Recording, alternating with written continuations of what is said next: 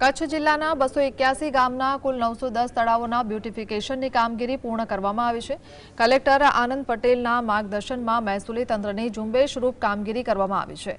કચ્છના 10 તાલુકાઓમાં કુલ 910 તળાવની અંદાજે 5600 એકરથી વધુ જમીનને નેમ કરવાની કામગીરી પૂર્ણ થઈ છે। વૈજ્ઞાનિક ઢબે જમીન માપણી પ્રક્રિયા બાદ સત્તાવાર દરજ્જાના હુકમથી કચ્છના તળાવોને મહેસૂલી રેકોર્ડમાં નવી ઓળખ મળી છે।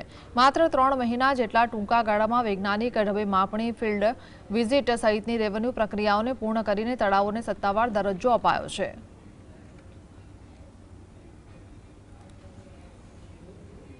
જિલ્લાના લગભગ 283 ગામોમાં 910 જેટલા વોટર બોડી આઈડેન્ટિફાઈ કરવામાં આવ્યા છે, જે સરકારી જમીનમાં હતા અને સરકારી જમીન તરીકે રેકોર્ડે નોંધાયેલા હતા।